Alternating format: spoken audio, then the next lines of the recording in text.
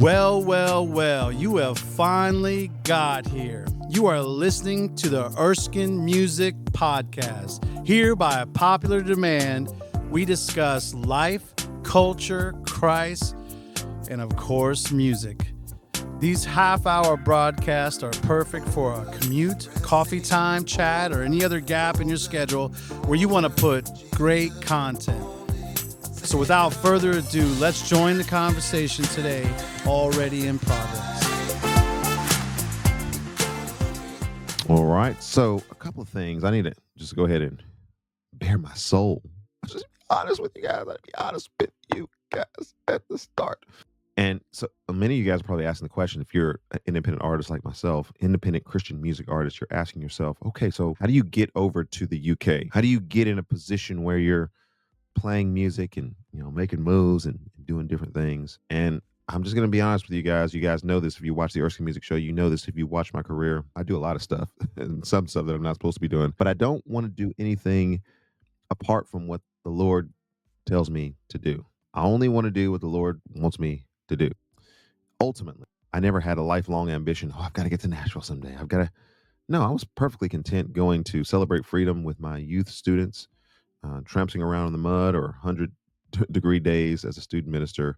Back in the day, I would sing the songs, people on stage. I could pretty much keep up with people who were on stage and doing their stuff, but I was not thinking, hey, I need to be moving to Nashville. I'm using this as a stepping stone to be able to get to the next thing. But that was the direction that the Lord led, and we came. And who did we know in Nashville? We knew a couple of people in Nashville. Not really anybody in the music industry. Didn't have a house to live in. We didn't have a job. We didn't have anything. I was driving through Kansas City a few weeks ago on my way back from, what trip would that have been on? Let's see, I went out to Kansas, then up to Wisconsin, then out to Europe. Okay, so that was 2 or 3 trips ago. And I remember driving through Kansas City, and I had this thought. I'm just so blessed to be in Kansas City. And not everybody from Kansas City says that, but work with me here for just a second. I was thinking of all the different concerts that I've done there, festivals like Nehemiah Fest that I've been a part of, the Healing House Ministry, downtown Kansas City, and just the beautiful people there, wonderful ministry that's a part of that, other care and homeless ministries in Kansas City that I've played at and been a part of. And I had the band through there several times, traveled through there often, know some people, incredible people whose homes I stay in when I'm in Kansas City. And I thought to myself, the first time that I came through Kansas City, I didn't know anybody. I didn't know anything. All I knew was I'm going to stop at an open mic. I don't even know what the name of this open mic was. And I played at that open mic. And there was a guy who met me, and I think about a week later or so, I'd given him my card. And he reached out to me, and he's like, hey, I heard some of your music and really enjoyed it, and here's some of my music. And we started dialogue and conversation together. Ultimately, that turned into a house concert 1, house concert 2. There may have been a house concert 3. I'm not sure how many house concerts we ended up doing. Dear friends of mine go to some of my events when I'm in Kansas City. And I thought to myself, it all started because I just thought, I'm here in Kansas City and I need to go and I need to play and I need to go see what the Lord does because I think I'm supposed to be here. Again, some of you guys are not going to actually believe this, but don't believe me, just watch. The contacts that I had no contacts in the UK. And I know that is very counterintuitive. I probably would not tell you to do the same thing that I do, but I had a ticket that I got back in August, and we headed over to the UK, so I better get a ticket. Didn't have a place to stay, didn't know anybody, didn't have anything scheduled 2 weeks out, a week out. And so I got in contact with one of my friends who had just come back from the UK, and I was like, hey, what'd you do? And like, hey, ended up Stoke-on-Trent. And have you ever been there? No, I've never been to a lot of these places. London is just a fly-through place for me. I've been in London some, and it's only to connect to other places in the world. I'm going farther than London. London, when I get to London, I feel like I'm practically home just because it's so close compared to some of the other places that are out there that I travel to. And so a lot of people were kind of like, I mean, you don't know anybody? You don't? I was like, nah, I know you can do it that way. And I know I would, if I was advising you, I would tell you that you should do it that way. But the way that typically the Lord tells me to do things is go. All right. I'm grounded in God's word, rooted in community. And so I'm going to go.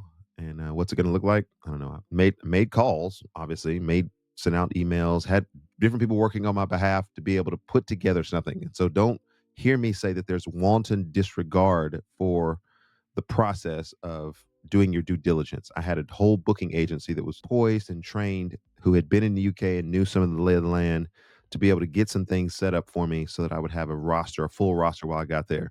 Booking agent ended up getting sick, and so they were out of the equation. Sent out some various things to the churches that were there. Churches want about 6 or 7 months in advance to be able to set some things up. They weren't really wanting to talk to me.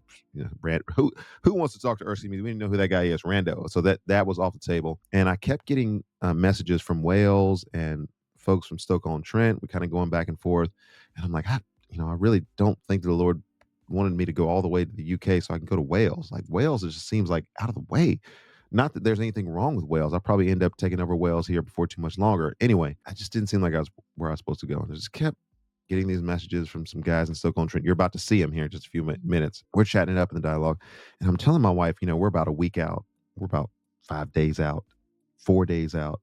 I was like, I just really, it's kind of like the Macedonian man. These guys keep messaging me. I don't know who they are. I've never met them before. I don't even know. Like, they could be Jack the Ripper for all I know. They could be like, hey, come over to Stoke-on-Trent and we can come to our fish and chip shop and we will have a nice time together.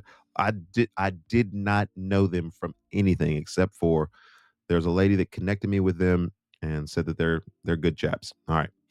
So um I just started praying about it. I was like, Lord, I like literally everything that I've tried to do doesn't, and like it doesn't even make any sense. And on paper, this doesn't make any sense. Like we're gonna spend a ton of money. We're not making money on this trip, but I know that you want me to be there. I know that the global imprint of Erskine music needs to be, and I'll talk about that, needs to be go farther than the United States. The United States is 340 million people, but it's still too small for what we're doing with Erskine music. This is a universal global thing that we got going on here because it's all for Jesus Christ. Not everybody who wants to be an artist really wants to be an artist like that. That's going to be traveling around and away from family and out of routine and body and travel and just fitness and all those things. Not It's not for everybody, nor should it be, nor does it have to be a mark that anyone's better than anybody. So I'm just saying all that just to lay down some suppression fire for folks that would say, "Well, you go over there, you think you're better than everybody else." No, I know what the Lord has called me to do. I know what my assignment is, and I feel very comfortable being in environments where I don't know a lot of people because that automatically means I'm going to meet a lot of people. Well, about 2 days before I left, I was in contact with the folks from Day Wind Records, Dusty and those guys, and I had some product with them, distribution stuff with them, and so I was picking up some of that. And then they said, "Hey, we've got some artists that are going over on Monday from our Southern Gospel." They're Southern Gospel, in case you guys don't. I'm not Southern Gospel, but they're Southern Gospel. And they're like, "Hey, there's a concert that's going to be taking place in London at the what is it, Central Hall in Westminster. If you're around, would you like to go to that?" And I was like, "Sure." I mean, I don't have anything else scheduled, and so that is how I ended up meeting the mayor of London and some other people that were there. So that's that thing, and that's kind of all the things that are kind of taking place in the background. And so I get there, and one of the funnier, this is kind of a funny story, but I'll go ahead and tell it. And you guys can jump in the comment section. And if you want to ask questions, you can ask questions because I know to some of you guys, you're listening to this and you're like, this doesn't even make any sense. Like, what the hell are you doing? So ask any question that you want to. And so I get there and I'm going to the famous Abbey Road. And look, Abbey Road is like maybe 2 miles from where I'm staying. Get to Abbey Road and I'm walking. Surely everybody here knows the significance of Abbey Road. I felt like if I don't go down to Abbey Road and it's like a mile and a half, 2 miles away from my hotel, if I don't go down to Abbey Road and walk across Abbey Road, my musician and artist card is pulled for all. No, there's no credibility left in nursing music. And so I'm down on Abbey Road and this lady hands me a flyer.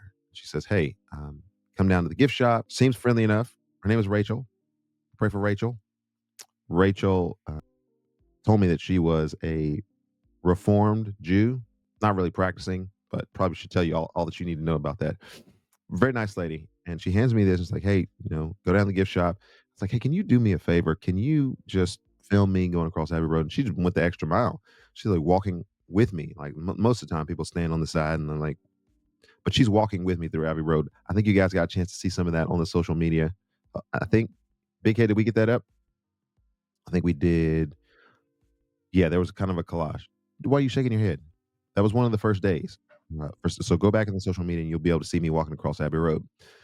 And so she's got this stack of papers that she's handing out to people, and this is all, come to the gift shop. Here it is. Here's the directions to it. Da, da, da, da, trying to drum up business for a shop. I later found out that she um, and her father run this shop. It was really kind of a sweet thing. I went into the shop later on and ended up getting some magnets and everything. But really nice family and really small shop there, and right off of Abbey Road, kind of down the street and around the corner. But I see her with all this stack of papers. And I'm like, hey, would you like me to help you? Like, she's helped me. Would you like me to help you hand out some of these papers? She's like, kind of looks at me like, would would you do that? And I'm thinking, of course. I mean, I asked the question, so of course I would be willing to help you do that. So I'm kind of machine gunning these things out. She's like, wow, you're, and then, gift shop over here. Da, da, da. I don't even know where the gift shop. I've never been to the gift shop, but I'm passing out. Go on the gift shop. Da, da, da, around the corner. Da, da, da. And she's like watching me, and she's going, man, you're really good at passing things out to complete strangers. And I'm like, well, that's because I do evangelism all the time. We're passing things out to strangers all the time. Here's some information about Jesus Christ. God bless you, sir. God bless you, ma'am. Here's some information about Jesus. Do you know Jesus today? Are you ready? That's just standard fare. If you're around me for too much time. She's like, wow, you're really good at this. It's like, I want to hire you to have you help with the shop and like do this sort of thing because you're obviously good at this. And I'm like, well, I'm actually not from around here. And she starts to hear me speak a little bit. She's like, where are you from? Canada? Now, folks, I'm gonna make a statement here. I'm gonna make a statement here. I gotta make this statement about Canada. As much as we love Canada, if I go to Canada, listen up. Everybody in Canada, is Trudeau still there? Anyway, Canada, when and if I come back up there, you need to put some gift cards, Tony Hortons, whatever it is, some gift cards in because I'm doing you guys a favor in the positive image that I presented of Canada. People kept thinking I was from Canada. I don't know what that's all about, but the first thing they would ask me is, "Are you from Canada? I'm listening to your accent. You must be from Canada." And because I didn't want to say anything goofy about Canada, I was just like, "I'm not from Canada, but Canada's a nice place. Look, give me some gift cards. Give me a little special preferential treatment when I go up to Canada the next time I go up to Canada, because I've increased tourism and people's likability of Canada just by me being in the UK. I'm just going to go ahead and say that. Also to be noted, can we get some credentials and love in Jamaica? Because that's the next thing that people said to me is they said, you must be from Jamaica. Jamaica, man. And a couple times I wanted to play along with them and say, yes, I'm part of the Jamaican bobsled team, the new and improved Jamaican bobsled team. But no, people kept thinking I was from Jamaica or Africa. But anytime I travel abroad, they always think I'm from Africa. I wonder why. But anyway, the people kept thinking I was from Jamaica. And they're like, oh, there was one guy. I was over by Westminster Abbey, by Big Ben. Guy came up to me and he's like, hey, do you have any money? And I was like, no, I don't have any money. I don't have any of your currency, but have a Merry Christmas and follow Jesus. And he kind of looks at me and he's like, wait a minute, that accent, I know where you're from. I said, yeah, I'm from Nashville, Tennessee. And I try to say it in a Southern accent, Nashville, Tennessee. And he's like, no. You're not from Nashville. You're from Jamaica. You're from Jamaica, right? And I was like, I'm not going to pull out my credentials here in front of everybody to let them know. Either you think I'm from the United States or you don't think I'm from the United States. Doggone hamburger. Either I'm from the United States or I'm not from the United States. And I can guarantee you the folks that are here they might want to vote me out of the United States after I tell you this next story, but I'm squarely from the United States of America. Well, that certainly gives a sense of why people enjoy this show. Very engaging, very heartfelt. We will return to the conversation in a few moments, but first, let's thank our sponsors, Life Action Ministries, Fellowship of Christian Athletes, and you for all your awesome support. And Holt International. Thanks so much to our partners who make such a difference. Thanks, Jason. Hi, I'm Dawn. And I'm Steve of Don and Steve Plus. We're a podcast, and if you've not checked it out, I hope you'll do that. You can visit our website. It is donandsteveplus.com, or you can find us wherever you get your podcasts. We do hope that you'll be able to join us, even as you continue to follow Erskine Music. Erskine does such a great job of bringing out topics. They're not all easy. Right. I love that he'll tackle just about any topic. He will tackle any topic and invite you to the conversation, which is always a plus because learning the art of conversation, well, it's much needed. It certainly is. And he does a great job with those conversations. So, Erskine, thanks for doing that. Thanks for tackling those tough topics. And thanks for listening to the Erskine Music Show. All right, let's get back to the show. This is where it gets good.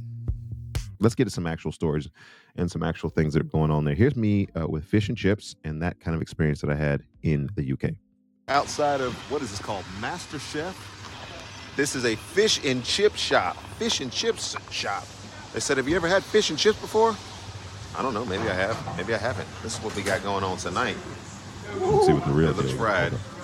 It looks fried, and it looks fried. This will be great for my diet.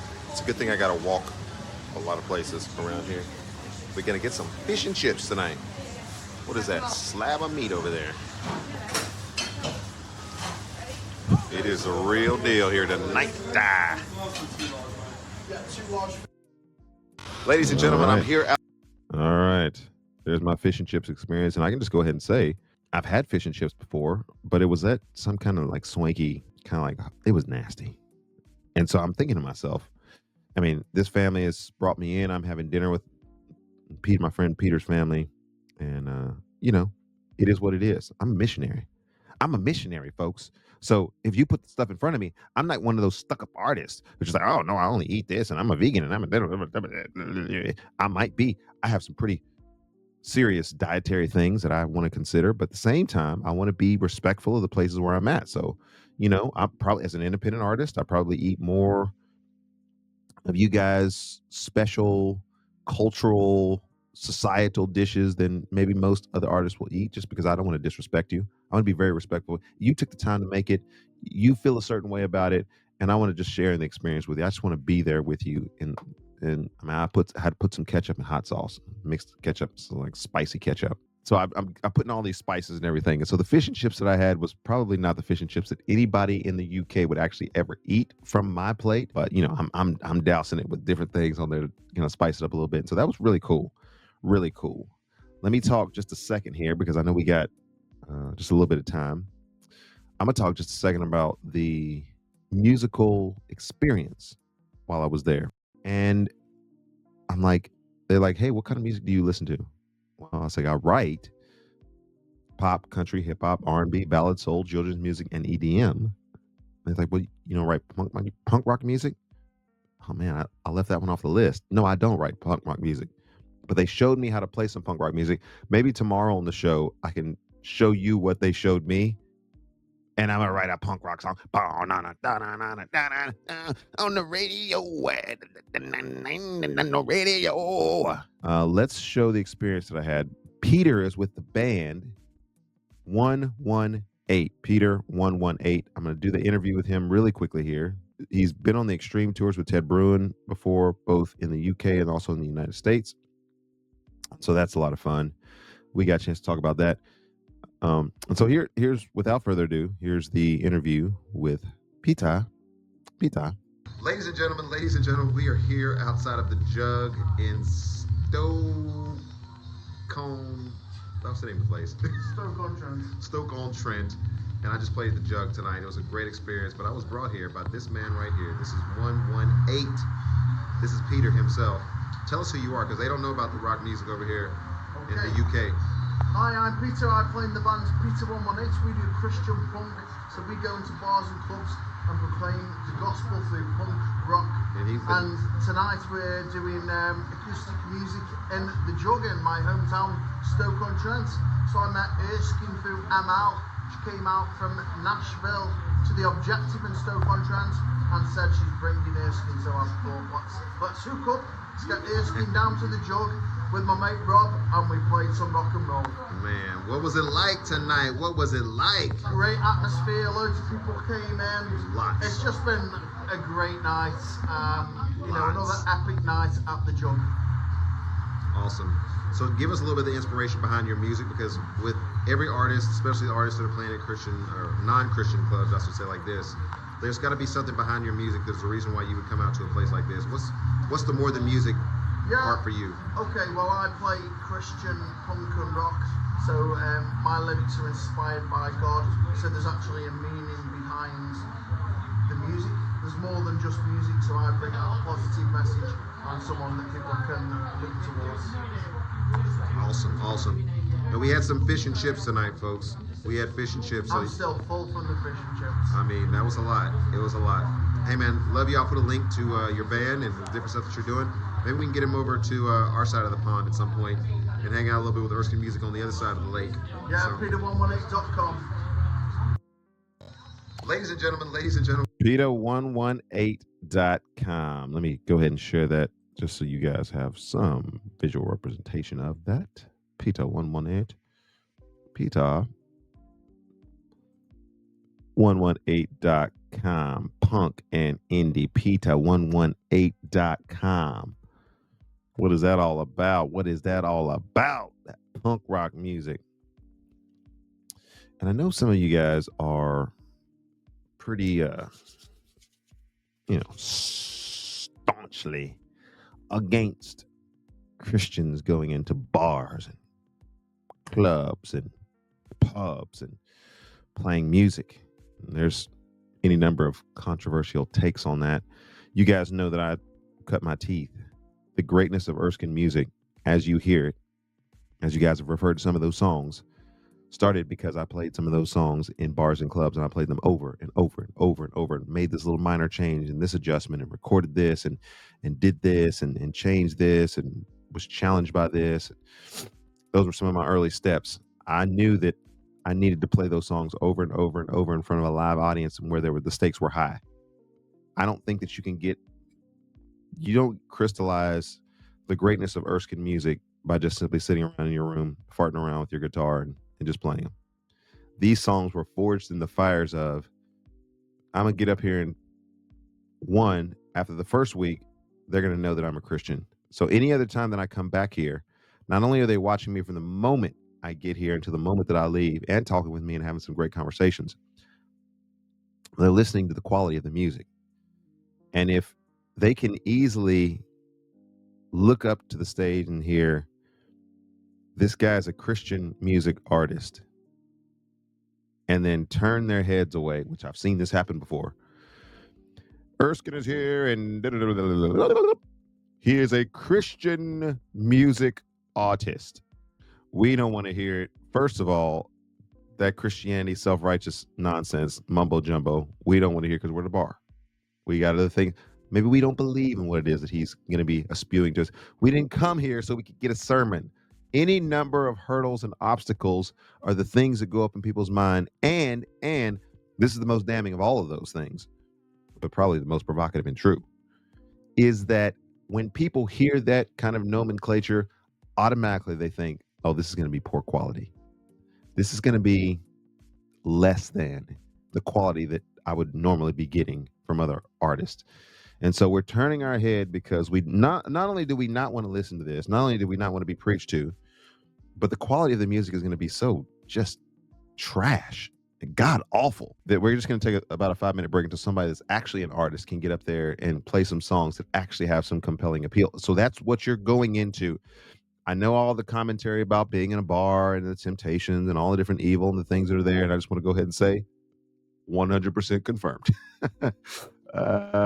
We shall not tell all of those stories about the dark side of things. We should tell the stories of the things that is the reason why I'm there, the light side of things. Woo!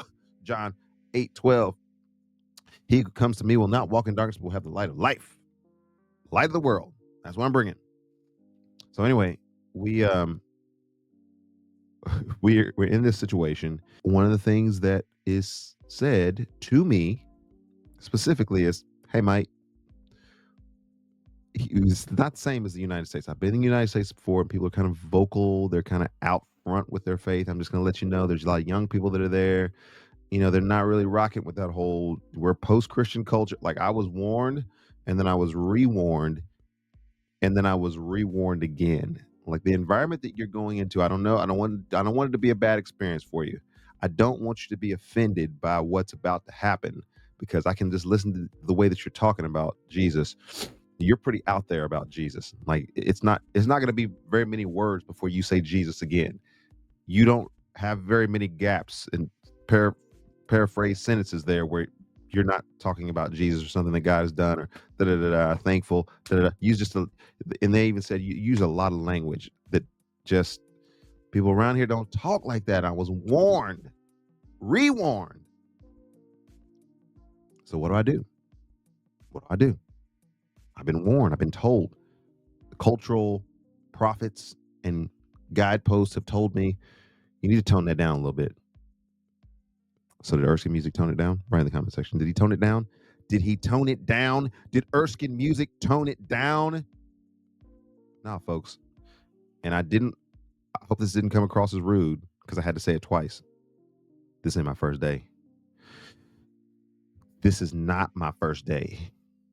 And this is not my first club that I've played in, or pub that I've played in, or bar, whatever you want to call it, where I can go 99 against me and a guitar, and I'm pretty sure I'm about to kick butt. In fact, I'm confident of it. And so they finally stopped warning me, because they're like, okay, you are so self-assured about what's about to happen here. We're just going to let happen whatever happens. I'm like, let me cook. You're going to give me a guitar. You can put me up there in front of everybody. We'll see how it goes.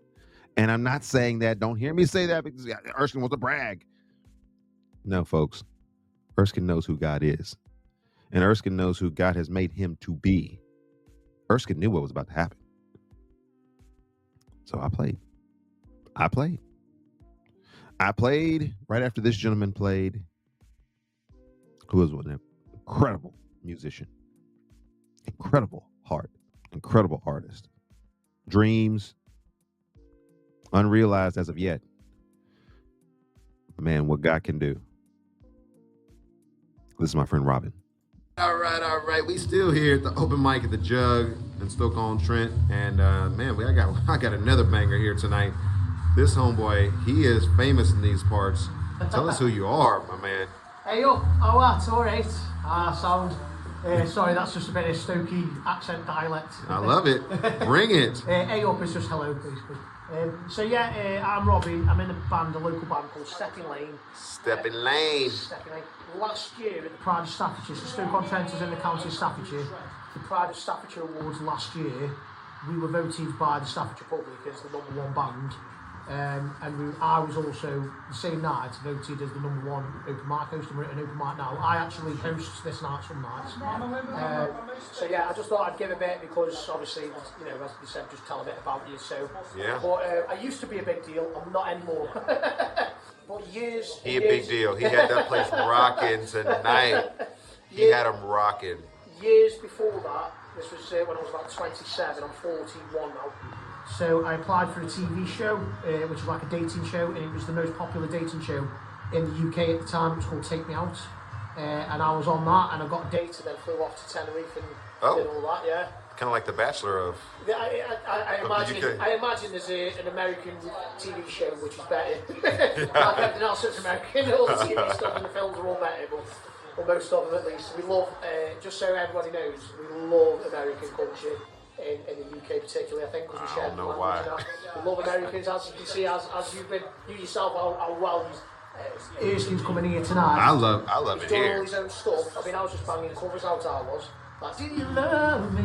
I was just doing all that kind of stuff, but Erskine was doing all his own stuff, and he went down the storm. Everyone's coming up to him, everyone wants to talk to him. I don't know if he can understand people's accents, I don't know if he can understand my accent. I don't even. We had to put captions on, folks. Yeah. But not everybody talks like this in England. The younger people now talk with American accents, I find, because of social media, I think it is. So you'll understand younger people. But that's the effect America has over the world, and it's a big deal, American culture as well. So, so that was a bit about me. And, that's a bit about me. Where are we going with the goals and stuff? Where are we going? The goals. So, to be honest, I was trying to be honest with people. Like when I started out, I just in America, like I understand the Beatles, which is from Liverpool, from England, where we are now. Well, we're not in Liverpool, but we're in England. The Beatles were like the biggest selling band of all time. You know, massive in America. In England, the Beatles are massive, don't get me wrong, but there's another band called Oasis. I think they only had one hit really in America with Wonderwall.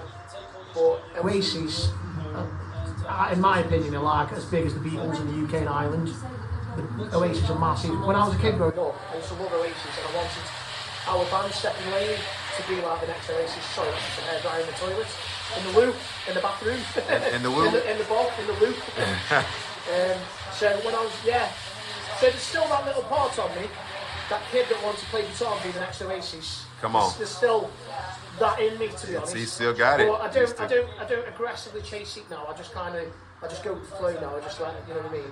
So I love it. Love your energy and love the performance tonight. God bless you, man. It was great man, this. It was great. Great chap, great bloke. Well, now I gotta Venmo him. So anyway, I appreciate it tonight and thank you guys. Thank you, sir. He's been carting me around town. He's been blessing me by just taking me around and letting me know how things are gonna go and get me here tonight. So he definitely got to represent on the Erskine Music Show. So thank you so much, my man. Stepping Lane, that is. How do people find you? Stepping Lane. So if you think Stepping Stone and Penny Lane, Stepping Lane. So that's, we're on all the social media platforms, I think. All right, let's get it. Well, you probably already know that when you hear that sound, there's music on the way. After all, this is kind of a music show. Sit back and enjoy. All the music can be easily found on your favorite digital distribution channels. Turn up the volume and here we go. Who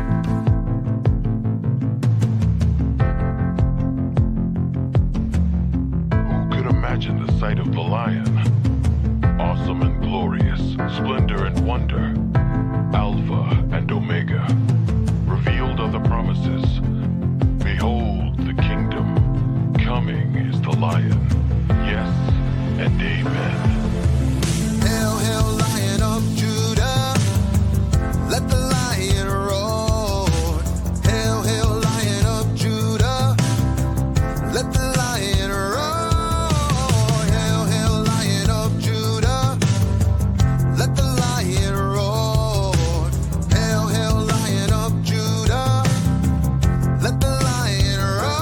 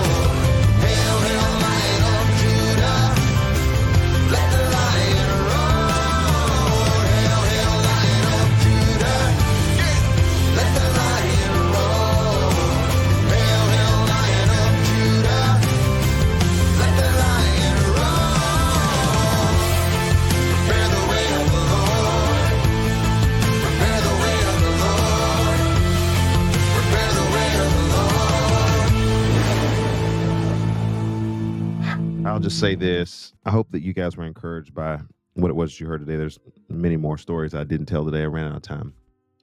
But I will say this. What stops you from going to the UK? It occurs to me at periods and times that there's so many talented music artists in the United States of America. And I'm thankful for that. I'm just beyond thankful for the United States of America and what that has meant to so many people, myself included.